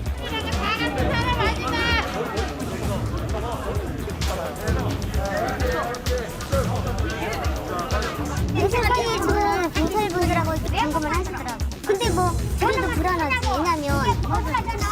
지켜보고 이런 게 아니라고. 자, 이 주제의 제목이 바로 나왔습니다. 돌아오는 조두순, 주민 불안은 어떻게 할 것인가 이겁니다. 돌아오는 조두순이요? 조두순, 많은 분들이 깜짝 놀랐는데 석방이 됐고 어느 쪽에 정착을 해서 살고 있고 근데 최근에 무슨 문제가 있었어요. 그래서 이게 뭐 오늘 2심, 항소심 결과 나왔다는데 화면 좀 보겠습니다. 자, 안희성 변호사, 이거 좀 보시면서 설명 좀 해주세요. 무슨 일이 있어서 지금 오늘 뭐가 문제가 되는 겁니까 지금? 일단 뭐 조두순이야 뭐 무슨 범죄를 저질렀는지는 제가 굳이 설명을 안 해도 많은 분들이 알고 계실 거니까. 이 부분은 성범죄자, 생략을 하고요. 성범죄. 예, 극악무도한 성범죄자죠. 이제 조두순에 대해서 야간 외출 금지 명령이 있었습니다. 이제 보호 관찰의 일종으로 그런 것들이 있었는데 그 형을 살고 석방된 뒤에 맞습니다. 이제 보호 관찰이니까 야외에서 돌아다니면 안 된다 이거죠 예, 지금. 야간에는 돌아다니면 안 된다라는 명령이 있었는데 이 명령을 위반을 합니다. 뭐 아내와 싸웠다는 이유를 들어서 위반을 하는데 이로 인해서 이제 전자장치 부착 등에 관한 법률 위반으로 기소가 됐고요. 1심에서는 조두순 씨가 진지하게 반성하고 있지 않다라고 봐서 예. 사실상 조금 이례적이긴 합니다. 이 해당 법령 위반으로 실형을 선고하는 것은 예. 어쨌든 요 법령 위반으로 3개월을 실형 3개월을 선고를 했고요. 그러면은 3개월 됐고 1심이 나온 다음에 구속이 된 겁니까 그러면? 그렇죠. 법정 구속 1심에서 됐고. 그리고 지금까지 구속 상태로 있는 거였네요. 예. 그리고 이제 이에 조두순이 불복을 합니다. 너무 3개월은 과하다. 그리고 예. 내가 무슨 잘못을 했느냐. 항소심 공판에서 사실 검사한테 이래저래 소리를 좀 질렀다고 합니다. 또 그렇게 해서 항소를 했음에도 불구하고 항소심 법원 조두순의 항소 기각했습니다. 그렇게 해서 징역 3개월이 확정이 돼서 지금 곧 이제 출소를 앞두고 있는 상황입니다. 방금 안희성 변호사께서 설명하신 내용 다시 한번 불러오죠 좀. 그러니까 12월에 이제 문제가 발생했죠. 야간 외출하면 안 되는데 40분간 무단 외출해서 문제가 됐고요. 지난 3월에 1심에서 징역 3개월 선고받고 구속. 그리고 오늘 2심이 나온 거예요. 1심 뭐 문제 없다. 3개월 유지. 그리고요. 3개월이니까 지난 3월에 3개월로 구속된 거니까 지금 다 지나갔거든요. 6월 중순이면 출소 예정이라는 거예요. 그럼 다시 원래 집으로 돌아가게 된다. 이건데요. 다음 보겠습니다. 그런데 안산입니다, 지금. 아니, 3개월 동안 조두순이 없었는데 이거 다시 온다는 겁니까? 이게 이제 알려지는 거죠. 주민 A, B, C 나오죠? 유치원도 없어졌다. 주민들 불안한 건 사실이다. 아니, 뭐 수용시설 이런 거 얘기하시면서 거기에 있는 게 편한 것 같은데 왜 법이 그렇게 하는지 모르겠다. 동네 두지 말고 어디 골짜기 끝으로 가서 살게끔 하지. 왜 동네 불안하게 하냐. 다시 오면 이거 어떻게 되는 겁니까? 그러면서 조두순이 안산 그 지역에 없었던 때 주민들은 아니 밤에 외출할 때도 편했는데 이거 다시 어떻게 되는 겁니까? 이런 얘기가 나온다는 겁니다. 지금요. 지금 안산시가요. 뭐 초소를 다시 운영한다 뭐 이런 얘기가 지금 나오나 봅니다. 안희성 변호사? 예. 일단 성범죄자들이 형을 살고 출소되면 머무는 곳에 치하는 그 성범죄자가 네. 만기 출소한 성범죄자가 오기 전과 후가 어떻게 달라집니까? 일단은 모든 성범죄자가 그런 것은 아니지만 예. 좀 범죄 정도가 피해 정도가 중한 성범죄자 같은 경우는 신상정보 공개고지 명령이 떨어지는 범죄자들이 있거든요. 그 같은 경우에는 뭐 저희도 받아봤을 수도 있지만 뭐 미취학 아동을 둔 이제 자녀 가정에는 이런 문자 같은 것들이 가게 됩니다. 예. 그리고 뭐 알림이 사이트를 통해서 공시가 되기도 하고요. 예. 근데 이제 조두순 같은 이런 좀 극악무도한 성범죄자, 그래서 보호관찰까지 떨어진 성범죄자 같은 경우는 사실 그 해당 지자체의 사실 예산이라든가 어떤 여러 가지 상황이 좀 뒷받침이 돼야 되겠지만 해당 집 근처에 초소가 설치가 되게 되고요. 예. 그리고 CCTV와 비상벨 같은 것도 추가로 설치가 되게 됩니다. 아. 또한 제일 중요한 게 또 모니터링을 계속 해야 되기 때문에 예. 그 전담 요원까지 배치가 돼서 사실 억대 예산이 소요가 되게 됩니다. 아, 이게 또 세금이 들어가는군요. 또 예. 세금이 여기에. 자, 일단 조두순 얘기인데요. 그 안산에 계신 그 주민분들, 그 거주지 인근 주민분들이 지금 아니 6월 중순이면 또 나오는데 이거 어떻게 되는 겁니까? 불안하다 이런 얘기인데요. 그런가 하면 한 명 더 있습니다. 이른바 별명이 수원발발입니다. 연쇄 성폭행범입니다. 다른 곳에 살다가 최근에 수원으로 이사를 했다 그래요. 전입을 한 겁니다. 주민들이 불안하다는 얘기가 나오는 건데요. 우선 관련 영상부터 좀 확인해 보겠습니다.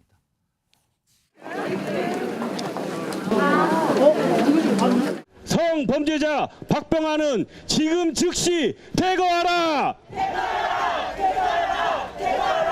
이런 중대 성범죄자를 우리는 수원 시민으로 인계동 주민으로 인정할 수가 없습니다.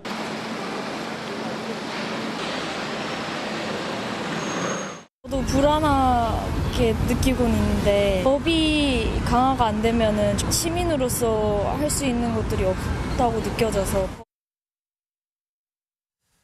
자, 주민들이 지금 막 시위를 하고 그런 모습이잖아요. 지금 수원 발바이란 별명의 연쇄 성폭행범. 아, 이게 참 이걸 어떻게 되는지 모르겠습니다. 화면 좀 보겠습니다. 지금 뭐 원래는 화성에 살았대요. 그러니까 이게 보세요. 수원시 일대에서 여성 10여 명에 대한 성폭행 범죄 이 혐의로 구속돼서 징역 15년 선고했어요. 그리고 2020년 10월에 만기 출소했는데 처음에는 저 화성 쪽에 뭐 살았다고 그러죠. 다음 보겠습니다. 화성에 살다가 지난 14일에 수원으로 이사를 했대요. 그전에 수원시에서 치안 강화에 뭐 예산 1억 투입한다. 그리고 뭐 등등 뭐 초소, CCTV, 전담 요원 뭐 배치 이런 얘기가 나오나 봅니다. 안시성 변호사. 지금 주민들이 반발하는 모습도 영상으로 확인해 봤는데 이렇게 기준을 강하게 반대하고 있는데 이거 이른바 퇴거 조치가 가능합니까? 현실적으로?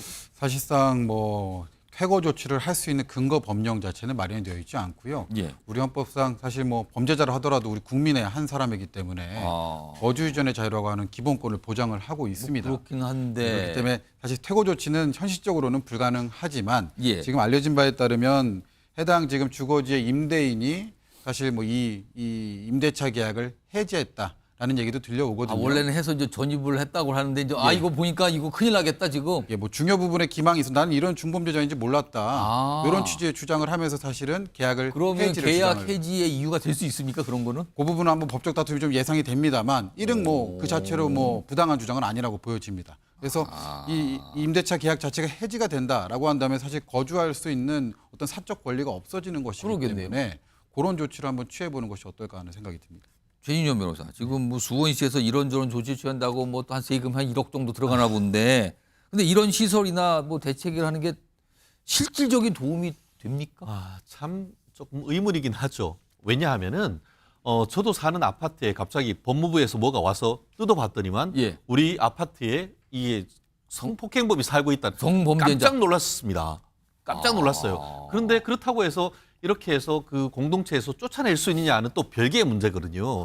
그렇기 때문에 지금 이른바 한국형 제시카법이란 것도 법무부에서 제안을 했었습니다. 하지만 국회에서 통과되기가 쉽지 않은 것이 결국 잠재적인 사회의 안전보호와 예. 이 어떻게 보면 형을 살고와 나오는 사람에 대한 어떤 그 거주인전의 자유 이 두 개가 충돌하는데 과연 그러면 도시화되고 있는 상황에서 어디에 가서 살아야 되느냐 이런 대안을 만들기가 굉장히 어려운 거예요. 그러다 보니까 예.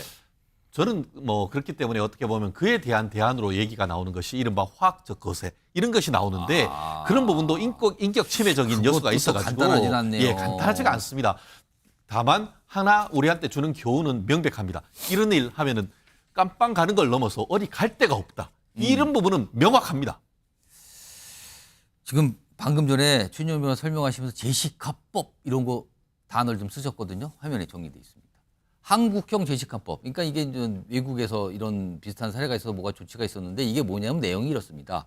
고위험 성범죄자가 정해진 시설에서 거주하도록 강제하는 내용. 그러니까 출소하더라도 어떤 시설에 들어가 있게 거기만 머물게 하는 강제하는 내용의 법인데 이게 원래 정부에서 이걸 추진했어요.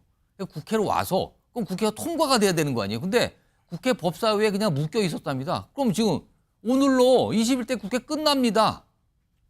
그냥 자동 폐기되는 거예요. 처리도 안 되고. 김지욱 행정관. 이거 왜 국회 문턱을 못 넣습니까?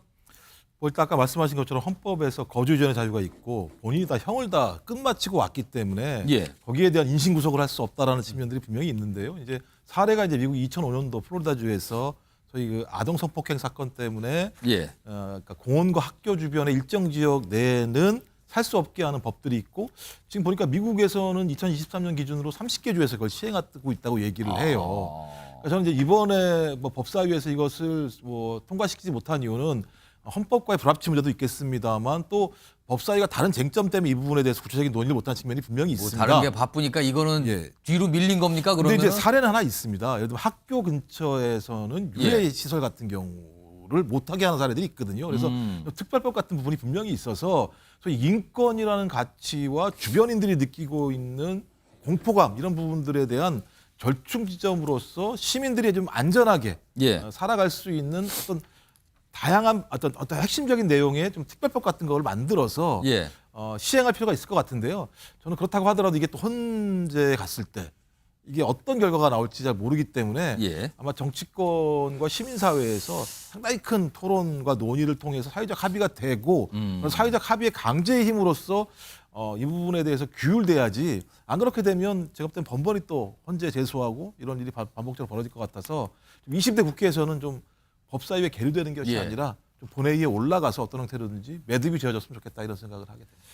아니 이게 진짜 민생 법안 아닙니까? 이런 것 좀 진지하게 논의를 할 시간이 많이 있었던 것 같은데 결국은 오늘로 그냥 이 법안은 한국형 제시카법 이거는요 자동 폐기된다고 합니다. 자, 지금 시각을 보니까요 오후 6시 26분 지나가고 있습니다. 여러분께서는 MBN 뉴스와이드를 지금 시청하고 계십니다.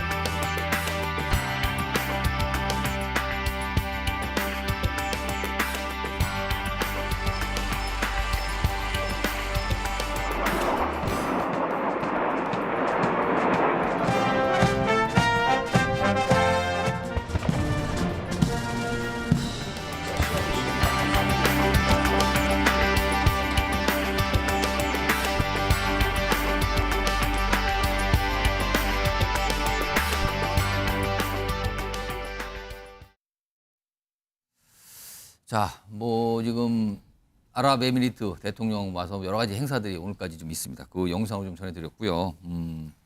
다음 내용을 좀 나가 볼 텐데요. 오늘 방송 중에 검찰 중간간부 인사가 나왔어요. 이거 정치권도 그렇고 기다렸거든요. 과연 어떤 모습일까? 자, 이 주제 좀 가보겠습니다. 내용을 보시죠. 자, 내용부터 좀 보겠습니다. 관련 영상부터 들어갑니다. 인사에 대해서 제가 뭐 어떻게 말씀드릴 수는 없지만 그 수사에 지장이 없도록 그 모든 조치를 다 취할 생각입니다.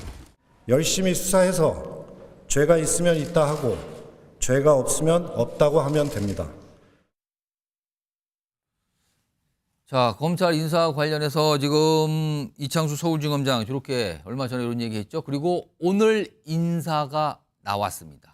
화면에 지금 있군요. 지금 보면은 가장 관심사는요. 서울중앙지검의 두 부장 인사였어요. 부장검사. 형사 1부와 반부패 수사 2부인데요. 형사 1부는 김건희 여사 관련 명품백 논란 요걸 다루는 곳이고요.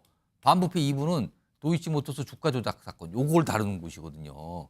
근데 오늘 각각 부장검사들이 유임됐습니다. 그러니까 그대로 남게 된 겁니다. 그대로 남게 된 거예요. 일단 강성필 민주당 국민소통위 부위원장 나와 계신데요. 유임은 예상하셨습니까? 그동안 가능성은 계속 나왔었는데. 그러니까 이창수 중앙지검장이 예. 이미 법무부에다가 유임을 요청을 했잖아요.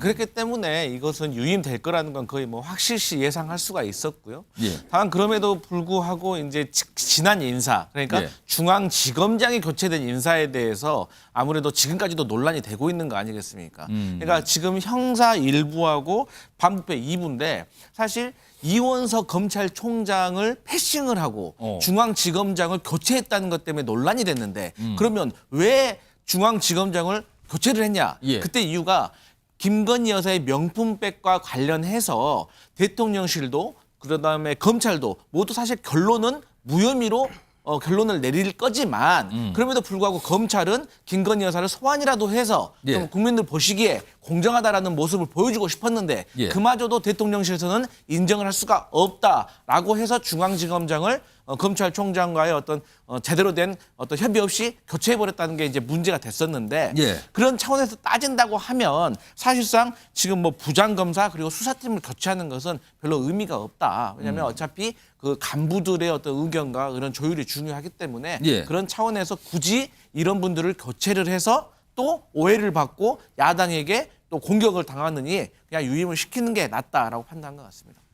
윤주진 퍼블리쿠스 대표 나와 계신데요. 그러니까 강성필 부위원장 말씀은 뭐 유임 예상됐다. 그리고 유임해봐야 그 의미가 뭐 큰 거 아니다라는 말씀으로 들리는데 어떻게 들으셨어요? 근데 기존에 민주당에서 나왔던 입장과는 사뭇 좀 다른 분위기죠. 왜냐하면 그동안 민주당에서는 마치 수사 라인을 다 교체해서 김건희 여사라든지 여러 가지 뭐 이재명 대표, 문재인 전 대통령 수사에 상당히 뭔가 좀 외압성 개입을 할 것이다라는 의구심을 제기했는데 정작 지금 나온 걸 보면은 김건희 여사의 어떤 가방 수수 문제, 또 도이치모터스 주가 조작 문제, 그리고 이재명 대표 관련해서 쌍방울 대북 송금 문제, 또 이런 문제들 여러 가지를 보면은 그냥 수사 라인이 그대로거든요. 실무 책임, 수사의 실무 책임자가 그대로 유임이 됐어요. 그렇다면은 지난번에 서울중앙지검장 교체한 건에 대해서 민주당에서 가져왔던 그런 수사 개입 프레임이 실은 이번 인사를 통해서 많이 좀 희석이 됐기 때문에 이런 점에서 제가 봤을 때는 또 중요한 것은요. 검찰은 이 실무자가 제일 중요하지 않겠습니까? 가장 1차적으로 수사를 하고 기소 여부를 결정하고 혐의를 적용시키는 이 검사들의 그 현직에 있는 실무 라인이 그대로라는 것은 결국 윗선에서는 이번 수사에 대해서 대대적으로 어떤 권력적 외압을 행사하지는 않겠다라는 대통령과 또 장관과 검찰총장의 의지들이 전부 다 전 반영이 됐다고 생각을 합니다.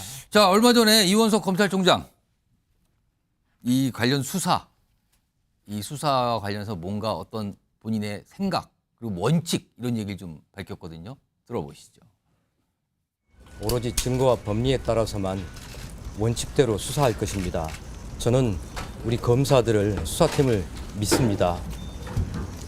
인사는 인사이고 수사는 수사입니다. 유진 대표. 그렇다면은 일단 인사가 끝났으니까 뭐 이제 뭔가 좀 이게 좀 한 단계 넘어간 거잖아요. 검찰이 김건희 여사에 대해서 소환 조사를 할 걸로 전망하십니까? 어떻게 보세요? 저는 이제 그 이른바 뭐 가방 수수 문제와 이제 현재 또 문제가 되는 것이 도이치모터스 주가 문제입니다. 조작 사건 관련된 거. 도이치모터스 주가 조작 사건 같은 경우는 과거에 이미 한번 서면 조사를 했던 것으로 나와 있어요. 따라서 이 서면 조사로 불충분하다, 대면 조사를 해야 된다라는 주장이 있는데 실은 그 당시에 김건희 여사를 제외한 나머지 이른바 그 계좌의 주인들 중에는 거의 상당 부분이 무혐의 적용을 받았거든요. 그런 점에서 과연 검찰이 대면 조사를 할 명분을 제대로 찾을 수 있을 것인가는 약간 의문의 여지가 있는 것 같아요. 근데 두 번째는 뭐냐? 이 가방 수수 문제인데 가방 수수 문제 같은 경우는 실질적으로 법조계의 지배적인 의견이 뭐냐? 이거는 실정법상 혐의를 적용하기가 매우 어렵다는 것이죠. 그래서 저는 굳이 따지자면 가방 수수 문제에 대해서는 서면 조사 정도로 대체를 하고 이 도이치모터스 주가 조작 사건은 신중하게 검토한 후에 비공개 대면 조사 정도를 하지 않을까 조심스럽게 예측을 해봅니다. 자, 오늘 검찰 중간 간부 인사에서 또 주목을 받았던 지검이 있어요. 전주지검. 전주지검에서 그동안 문재인 전 대통령의 전 사위 그리고 딸 관련된 수사가 진행 중인 곳이잖아요. 거기도 인사가 좀 있었는데 화면 좀 볼까요? 자, 전주지검 형사 3부입니다. 지금 이거 여기가. 근데 여기 부장검사가 서울중앙지검 반부패 3부장으로 갔어요.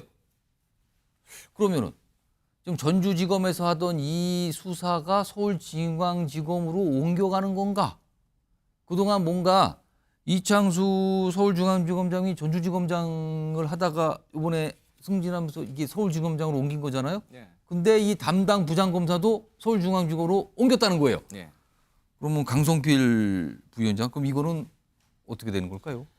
이제 그 말씀하신 것처럼 이창수 중앙지검장이 그 직전에 전주지검장 아니었겠습니까? 그러니까 여기에서 중앙지검장이 됐고 앞으로 문재인 전 대통령 일가와 관련된 수사가 계속해서 진행되어야 한다는 것이 저는 여권과 검찰의 입장이라고 생각을 합니다. 그것도 전주지검이 아닌 서울중앙지검에서? 네. 이것도 사실 예상이 됐었죠. 그렇기 때문에 뭐 이제 중앙지검장은 중앙지검을 갔기 때문에 계속해서 중앙지검으로 옮겨올 것이다라는 예상은 했었는데 사실 그 안에 이제 부장까지 같이 옮기느냐는 사실 예상을 못했습니다. 근데 사실 그것도 의미가 없는 것이요. 예. 앞서서 우리 윤주진 대표께서는 검사들이 수사를 하고 뭐 거기가 다 기소를 한다고 말씀을 하셨는데 우리 이런 말이 있잖아요. 일선의 수사 검사들은 검사를 했습니다. 그래서 기소해야 됩니다. 영장 쳐야 됩니다. 이렇게 얘기를 하는데 뭐 지휘부에서 부담스러워서 그렇게 못하는 불구속 수사해야 된다. 뭐 이런 경우가 많이 있잖아요. 예. 그렇기 때문에 저는 이 수사팀의 어떤 구성도 되게 중요하다고 생각을 하는데 아무래도 이창수 중앙지검장 같은 경우에는 예. 다시 중앙지검에 올라와서 중앙지검에서 새롭게 그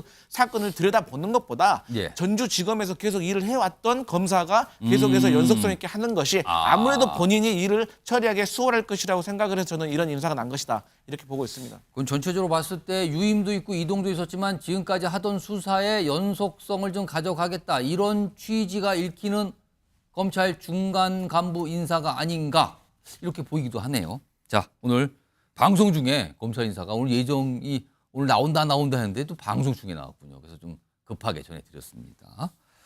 자, 다음 마지막 이슈가 준비되어 있는데요. 정치권 소식입니다. 일단 제목부터 확인해 보겠습니다. 1년만 참으면 별의 순간? 별의 순간이 또 나왔는데 1년만 참으면 1년 뒤에 나타난다. 이 소리입니까? 물음표가 찍혀 있는데요. 일단 지금 국민의힘 내부에서 한동훈 전 비대위원장이 전당대회, 즉 당대표에 도전할 것이다. 해야 된다. 해서는 안 된다. 뭐 여러 가지 얘기 나오잖아요. 우선 여당 내에서 나오는 목소리 하나부터 좀 들어보겠습니다. 아직 한동훈 위원장이 출마를 결심한 단계는 아니다. 저는 아직은 아닐 거라고 생각합니다. 현재는 고민 중인 것 같습니다. 지금 그 당대표로 출마하시면은 본인에게는 득보다는 실이 많다고 생각합니다. 한동훈 비대위원장은 아마 대선을 염두에 두고 있을 겁니다. 예. 근데 지금 이제 당대표를 되시면 우리 대선 1년 6개월 전인 2025년 9월 3일 날까지밖에 당대표를 하지 못합니다. 저희 당원 당규상. 자, 일단 뭐 유상범 의원은 뭐 아직 결심한 단계 아니고 고민이 많은데 당대표 되면은 대선 나가려면은 미리 그만둬야 되는데 뭐 이게 간단하지 않아 보인다. 이런 취지로 들리는데요. 이런 가운데요. 과거에 이른바 이제 킹메이커라는 별명도 받았고요. 그리고 뭐 전문 비대위원장 뭐 이런 별칭도 좀 있는데 김종인 전 비대위원장이요. 한동훈 전 비대위원장 관련 얘기를 좀 꺼내놉니다. 오늘입니다. 들어보겠습니다.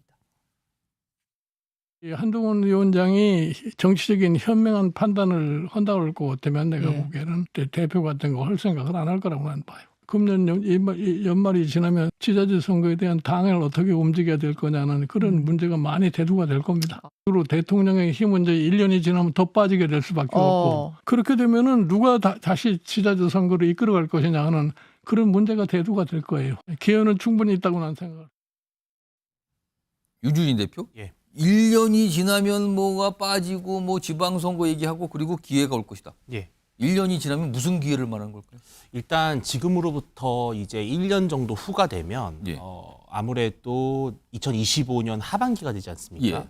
그러면은 재보궐 선거가 많이 이제 재보궐 선거가 일단 있을 가능성이 많습니다. 미니 총선이 열릴 가능성도 있죠. 예. 근데 지금 아무래도 뭐 정부 여당의 지지도가 그렇게 높지가 않고 또 윤석열 대통령의 지지율이 지금으로서 상당히 많은 회복세를 가져가기가 좀 어렵다고 판단이 된다면 예.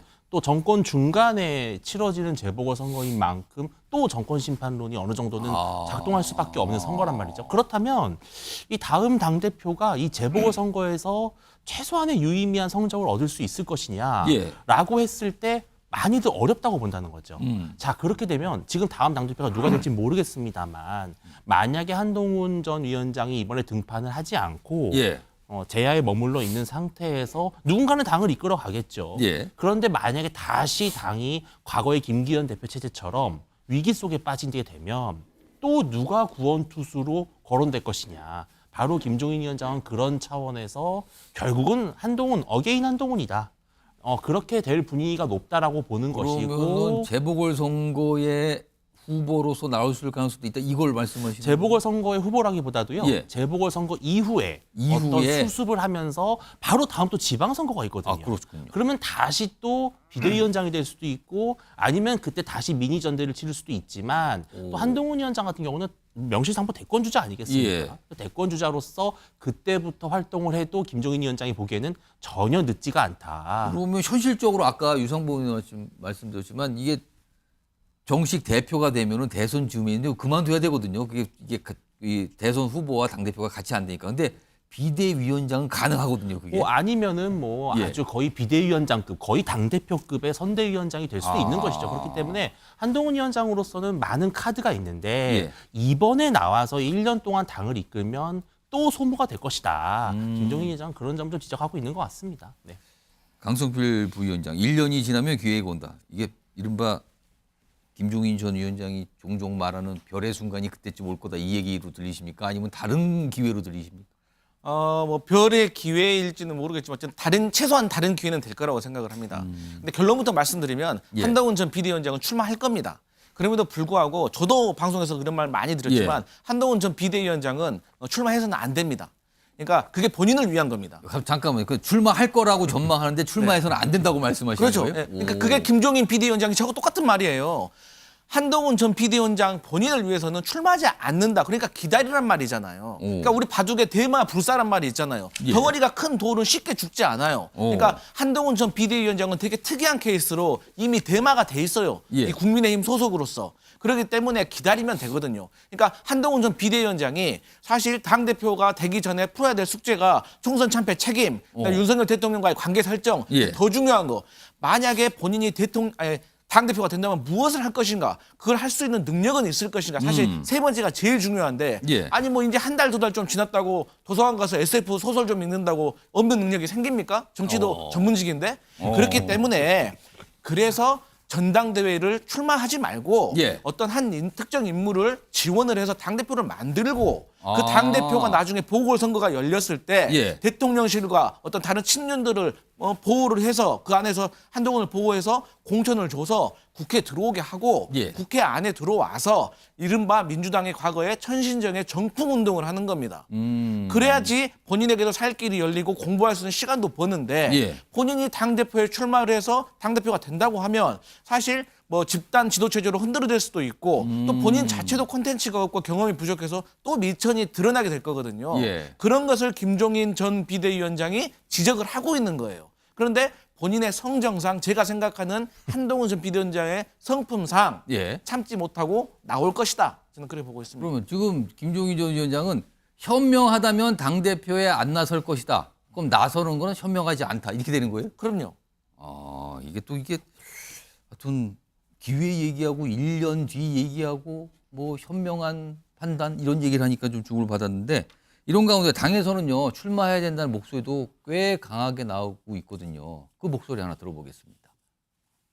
이 전당대회가 관심을 끌고 쇄신에 불을 붙이기 위해서는 한동훈 비대위원장 같은 사람이 뛰어들어서 결국은 이제 국민의 선택과 당원의 선택에 맡기지만은 어쨌든 뛰어들어서 변화 또는 쇄신에 불을 붙이는 역할을 해줘야 전당대회가 살지 않나 그렇게 생각합니다. 전당대회가 살기 위해서는 한동훈 전 위원장이 출마해야 된다. 왜? 쇄신이 필요한데 그런 걸 보여준다. 뭐 이런 취지의 약간 출마를 강권한다고 할까요? 그런 발언인데요. 김종인 전 위원장이 아까 영상에서 목소리 들려드렸는데 이런 얘기도 했어요. 그럼 화면으로 소개해드리죠. 한동훈, 국민의힘이 총선 패배 최소화를 하는데 기여했다고 생각한다. 윤주진 대표. 그럼 이거는 능력을 좀 인정한 것 같은데? 패배의 최소화에 기여했다라는 표현은요. 뒤집어 놓고 말하면은 더 성적을 낮게 만든 역량은 그래도 좀 부족했다라는 좀 양면성이 있는 말이에요. 더 끌어올리지 못했지만 더 내려가는 건 막았다. 근데 이제 한동훈 위원장 자체가 되게 매력적인 어떤 캐릭터가 있고 또 상당히 또 스타성이 있잖아요. 기존의 정치인들에게서 보지 못했던 어떤 외모의 문제라든지 말투, 메시지, 제스처 뭐 여러 가지 면에서 한동훈 위원장의 신선성이 있었기 때문에 기본적으로 보수 유권자, 국민의힘 지지층에게 상당히 활기를 불어넣고 흥행 카드가 됐던 것만은 사실이다. 예. 즉 완전히 정말 무관심 속에서 선거를 치를 수도 있었지만 그래도 한동훈이 있었기 때문에 돌풍은 있었다라는 건데, 근데 이제 지금 한동훈 위원장의 출마를 원하는 사람들의 목소리는 이런 것 같아요.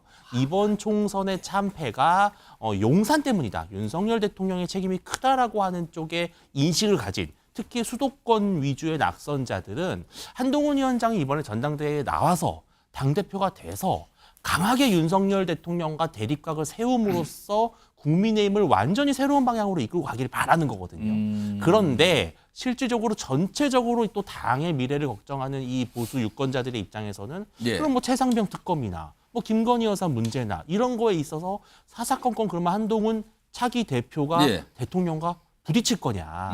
또 이런 걱정도 많이 있다.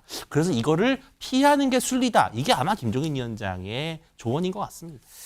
알겠습니다. 지금 한동훈 전 위원장 얘기를 김종인 전 위원장의 설명을 통해서 전해 들었는데, 한 전 위원장 얘기하면 빠지지 않고 등장하시는 분 짐작되시죠? 홍 시장님. 오늘 강연을 뭔가를 하셨다 그러는데 지금 좀 아마 끝났을 것 같은데, 일단 화면으로 오늘 강연 관련된 내용부터 소개해드리겠습니다. 여기 보면 이제 강연 포스터가 있어요. 여기 보면 뭐 포럼 세미준, 이게 뭐 세미준이라는 단체가 약간 이제 보수 성향의 단체 또는 약간 친윤 성향의 단체로 알려져 있는데, 뭐 제목은 선진대국 시대로 가자 이런데, 오늘 홍준표 시장 초청 강연이 있었어요. 근데 이제 이걸 이쪽 이 세미래 측에서 설명이 최근에 SNS를 통해서 이야기한 내용으로 강연을 해달라고 요청했다. 이렇게 설명이 나왔는데, 그렇다면 SNS로 주로 한동훈 전 위원장 비판을 많이 했는데 그 얘기를 한 건지 모르겠는데, 지금 어떤 얘기를 했는지가 들어와 있어요. 지금 하나씩 소개해 드릴게요. 보겠습니다. 내용 먼저 보겠습니다. 우선 홍준표 진영 논리만 지배하니 부패한 이재명도 팬덤 생겼다. 또 이재명 대표를 압박하는, 비판한 내용을 얘기했다는 거고 있고요. 하나 더 보죠. 조국 이재명 헐헐 나는데 우리 당은 참패로 쪼그라들었다. 또 있습니다. 민주당은 전사 많은데 우리 당엔 전사가 없다. 또 있습니다. 우리 당 마지막 전사 이재호, 김무성 그리고 나. 강성필 부위원장. 오늘 강연에서 한동훈 전 위원장에 대한 비판이 아니라 본인에 대한 얘기를 많이 했군요. 우리 당의 마지막 전사는 누구 있는데 나도 있다. 우리 당은 전사가 없는데 나 있다. 이거 어떻게 보셨습니까? 그런데 이제 뭐 다른 것들은 다 이해가 갑니다. 예. 그런데 우리 당의 마지막 전사가 이재호, 김무성, 나. 이 말이 조금 좀 뜬금없다라고 생각을 해요. 그러니까 지금 이재호 전 장관이라든지 김무성 전 대표 같은 경우는 은퇴하셨잖아요. 그렇습니다. 근데 무슨 전사입니까? 현역 정치인도 그럼 아닌데. 결과적으로 본인만 있다 뜻입니까? 아니 그런다고 하더라도 그냥 차라리 내가 잘 싸울 수 있다 이렇게 말을 하는 것이 맞지. 예. 그러니까 홍준표 그 대구시장 같은 경우는 결론은 이제 대권 가고 싶으신 분이잖아요. 예. 그러다 보니까 지금 전당대회에서 자기의 대권 가도에 조금 용이한 당대표가 되기를 바라시는데, 그런데 지금 한동훈 전 비대위원장이 될 것 같으니까 고민이 많으실 거예요. 그러니까 자꾸 한동훈을 그 공격을 하는데, 결국에는 저는 그 홍준표 대구시장께서도 이 파출소 피하고 경찰서 만난다고요. 이 한동훈 전 비대위원장이 당대표가 돼서 미천이 드러나면 자연스럽게 본인이 무혈 입성을 한다. 그런 차원에서 뭐 공격도 하시고 당대표를 은연중에 하기를 바라는 것 같은데, 이제는 그 당 주변 안에서도 밖에서도 홍준표 대구시장이 자꾸 저런 소리 하는 거에 대해서 다들 비난적으로 바라보고 있기 때문에 이제는 당의 어른으로서 어떤 조금 조언을 해주시고 당의 좋은 길로 가도록 이끌어주시는 것이 본인의 대권과에 좋을 것 같다, 이런 말씀 드리겠습니다. 유주인 대표. 지금 우리 당에는 전사가 없다. 그러면서 우리 당의 마지막 전사는 누구 그리고 나. 근데 아까 말씀하시기를 오늘은 한동훈 전 위원장을 겨냥하지 않았다고 말씀하셨잖아요. 근데 아까 세 가지 그 나왔던 보도에 다 있습니다. 아, 그렇습니까? 다시 한번 볼까요? 첫째, 어떤 겁니까? 팬덤 정치 말씀하셨죠. 팬덤. 지금 보수에서 가장 팬덤이 강한 정치인이 누굽니까? 한동훈 위원장이죠. 아, 그걸 겨냥했다. 예. 두 번째, 총선 참패 때문에 찌그러졌다 그랬어요. 두 번째 좀 보겠습니다. 예, 누가 책임이 있다고 늘 말씀하셨습니까? 우리 당은 참패로 쪼그라들었다. 예, 바로 총선 참패 원인이 한동훈 위원장에 있다고 늘 말씀을 하셨잖아요. 거기에 지금 가로하고 한동훈 다 생략된 거라고요, 지금? 예. 그리고 마지막 전사. 전사가 누굽니까? 상대와 싸워서 이길 수 있는 게 전사지 않습니까? 다음 대선에서 민주당을 꺾을 자는 오직 나뿐이다. 한동훈 위원장은 안 된다. 지금 그 이야기를 열심히 하신 거거든요. 아, 지금 제가 처음에 소개할 때, 오늘은 한동훈 전 위원장 얘기가 없구나 했는데 지금 윤준희 대표는 무슨 소리입니까? 지금 다 생략돼 있는 거예요, 그 안에. 예, 그래서 오늘 홍준표 시장이 말하고 싶은 것은 뭐냐. 예. 팬덤 정치 소용없다. 예. 총선 참패 원인 누군가에게 있다. 그 누군가는 바로 그 누군가다. 예, 그래서 나만이 싸워 이길 자다. 그 말씀을 오늘 하신 겁니다. 근데 오늘 사실은 그동안 이 홍준표 시장이 정치적인 현안과 관련된 의견을 주로 글로 많이 옮겼거든요. 근데 오늘은 강연입니다. 목소리 직접 대중들 앞에서 얘기를 한 거거든요. 예. 앞으로 이런 거 계속 늘어날까요, 그러면은? 홍준표 시장은 앞으로 기회를 많이 엿볼 거고요. 예. 점점점 이제 본인에 대해서도 이 친윤 세력과 예. 그리고 이제 중도층을 동시에 흡수하기 위해서 상당히 노력을 많이 하실 거고 이 강연 정치 예. 또 앞으로 또 유튜브 정치 많이 전개하시지 않을까 예상합니다. 한 40여 초 정도 남았는데요. 강성필 부위원장. 네. 앞으로 홍준표 대구시장 어떤 행보할 걸로 전망을 하고 계십니까? 네, 지금 뭐 강연 정치를 할 수도 있는데요. 예. 저는 홍준표 시장님한테 좀 조언을 드리고 싶은 것이 예. 미국도 그렇고 지금 우리나라도 이제 대권 주자로 가는데 단체장들이 더 용이합니다. 그러니까 자기가 맡고 있는 그 단체 그 지역에서 제대로 된 능력을 보여주면은 예. 오히려 대권으로 가는 게 수월하고 광역 단체장이 오히려 본인의 스텝이라든지 어떤 가지 여러 가지 대권을 준비하기에 용이하거든요. 예. 그리고 지금 대구의 경제가 매우 어렵다고 해요. 그런데 이분이 강연 정치하면서 중앙으로 돌잖아요. 그러면 본인의 기반이 돼야 될 대구에서부터 호응을 받을 수 있을까요? 그래서 저는 오히려 이분이 대구에서 어떤 제대로 된 정치, 지역 경제를 살리고 대구 시민으로부터 제대로 된 시장이라고 인정을 받을 때 그 동력을 가지고 중앙 정치에서도 힘을 발휘할 수가 있지. 예. 지금처럼 대구 경제가 어려운데 지역 경제는 지역 도정은 내버려 두고 계속해서 중앙 정치에 관심을 갖고 있으면 결국에는 두 마리 토끼를 다 잃을 수 있다. 이런 말씀 드리겠습니다. 오늘 강연에서 한 내용 마지막 전해드렸죠. 홍준표 대구시장이 우리 당의 마지막 전사는 이재호, 김무성 그리고 나. 이재호, 김무성 두 분의 정신이 과연 무슨 생각을 하실지 모르겠네요. 이 내용을 보신다면.